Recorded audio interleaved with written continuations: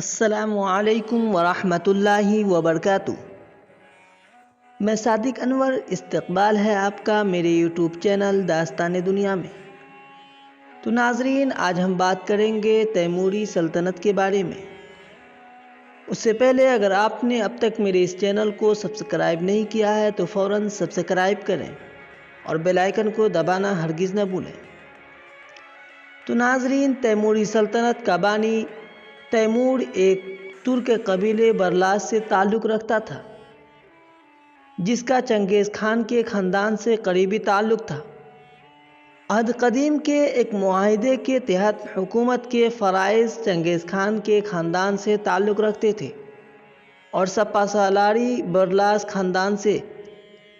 تو ناظرین، تیمور دریائے جیحوں کے شمالی کنارے پر واقع شہر سبز میں، جس کو کش بھی کہتے ہیں، سن 1336 میں پیدا ہوا۔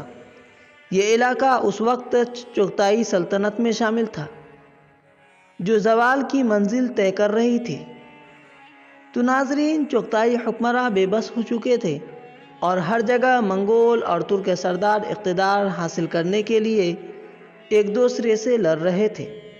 تیمور ایک اچھا سپاہی تھا اور بے مثل سپہ سالار تھا۔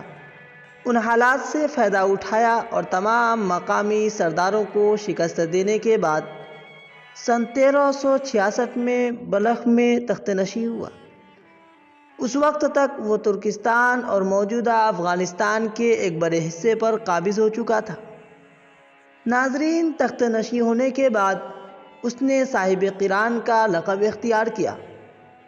تیمور اگرچہ اب آزاد اور خود مختار حکمراں تھا، لیکن اس نے خود کو ہمیشہ امیر کہا، کیونکہ معاہدے کے تحت حکمرانی کا حق چنگیز خان کی اولاد کو حاصل تھا۔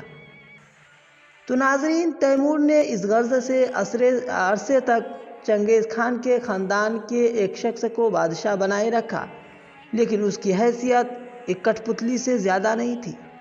تو ناظرین، آج کے لیے اتنا ہی۔ اگلے ویڈیو تک آپ کی دعا ہمارے ساتھ رہے۔ السلام علیکم ورحمۃ اللہ وبرکاتہ۔